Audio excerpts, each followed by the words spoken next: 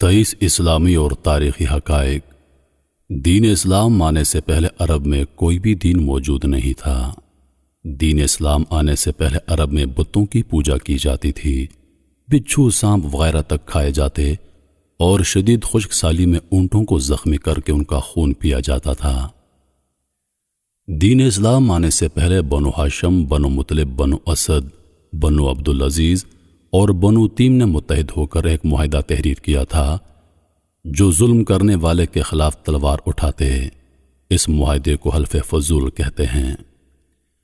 شکی امیہ بن ابی السلط وہ انسان تھے جن کو خود پر شک ہوا کہ وہ رسول اللہ صلی اللہ علیہ وسلم ہیں، نعوذ باللہ، کیونکہ حضور پاک صلی اللہ علیہ وآلہ وسلم کی پیدائش سے پہلے یہودوں کو علم تھا کہ رواں سال پیغمبر پیدا ہونے کا سال ہے، اس لیے انہوں نے یہ خبر عام کی تھی۔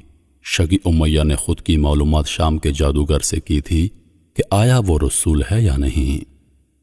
رسول اللہ صلی اللہ علیہ وآلہ وسلم کی پیدائش سے پہلے آسمان کے تمام دروازے بند کر دیے گئے تھے کہ شیاطین خبریں لے کر جادوگروں کو آگاہی نہ دیں۔ اس زمانے کو تاریخ میں رجم شیاطین کے نام سے یاد کیا جاتا ہے۔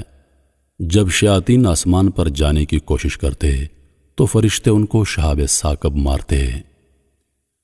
حضور پاک صلی اللہ علیہ وآلہ وسلم کی پیدائش سے پہلے عرب میں 13 بتوں کی پوجا کی جاتی تھی اور ان کو بہت مضبوط سمجھا جاتا تھا، جن کی تفصیل یہ ہے: حبل، ود، سوا، یغوث، یعوق، نصر، عزے، لات، منات، دوار، اصاف، نائلہ، سبب۔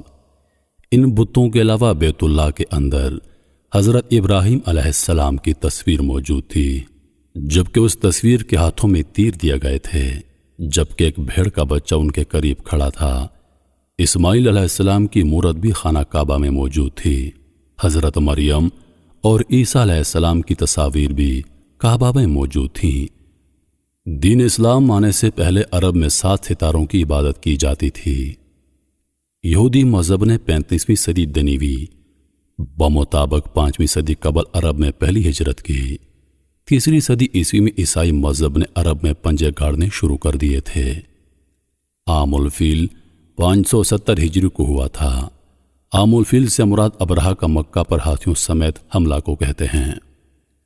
حضور پاک صلی اللہ علیہ وآلہ وسلم کی پیدائش 12 ربیع الاول کو عام فیل کے پہلے برس ہوئی، یعنی ابرہہ کے حملے کے 55 دن بعد حضور صلی اللہ علیہ وآلہ وسلم دنیا میں تشریف لائے۔ حضور صلی اللہ علیہ وآلہ وسلم کی بابرکت ہستی کی وجہ سے ابرہہ کو شکست ہو گئی اور حضور صلی اللہ علیہ وآلہ وسلم کی پیدائش کے وقت کیس و کسرا کے محل لرز اٹھے۔ حضور پاک صلی اللہ علیہ وآلہ وسلم کو دودھ حلیمہ بنت ابی ذؤیب عبداللہ نے پلایا تھا۔ آپ کو حلیمہ سعدیہ بھی کہا جاتا ہے۔ حضور صلی اللہ علیہ وآلہ وسلم کی والدہ کا انتقال مقام ابوا میں ہوا تھا۔ سب سے پہلے حضور صلی اللہ علیہ وآلہ وسلم میں نبوت کے آثار بصرہ کے قریب عیسائی راہب بحیرہ نے دیکھے تھے۔ عرب میں سب سے پہلے الحمدللہ سے کلام کا آغاز کرنے کا دستور حضور صلی اللہ علیہ وآلہ وسلم نے شروع کیا تھا۔ حجر اسود پر جب جھگڑا عروج کو پہنچا تو حضور پاک صلی اللہ علیہ وآلہ وسلم نے نہایت عدل سے سب قبیلوں سے ایک ایک فرد کو جمع کر کے معاملہ نمٹا دیا۔ اسی واقعے کے بعد آپ کو امین عرب کے نام سے یاد کیا جانے لگا۔ حضرت خدیجہ رضی اللہ تعالی عنہا اول خاتون تھیں جنہوں نے حضور صلی اللہ علیہ وآلہ وسلم کی حمایت کی اور پہلی خاتون تھیں جنہوں نے اسلام قبول کیا اور حضور پاک صلی اللہ علیہ وآلہ وسلم کے ساتھ نماز پڑھی۔ یہ اعزاز اور کسی کو حاصل نہیں۔ مردوں میں سب سے پہلے حضرت ابوبکر صدیق رضی اللہ عنہ نے اسلام قبول کیا۔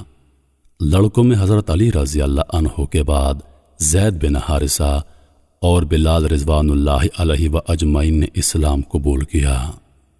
نبوت کے 3 برس بعد حضور صلی اللہ علیہ وآلہ وسلم کو کھلے عام تبلیغ کا حکم دیا گیا۔ اسلام کی پہلی دعوت دینے کے لیے حضور پاک صلی اللہ علیہ وآلہ وسلم نے سب سے پہلے انتخاب اپنے خاندان اور قبیلے کا کیا، جس میں 40 نفوس نے شرکت کی۔ حضرت عمر بن خطاب رضی اللہ عنہ 39 مردوں اور 23 عورتوں کے بعد ایمان لائے۔ سب سے پہلی آیت جو علم کے متعلق نازل کی گئی وہ اقرأ بسم ربک الذی خلق تھی۔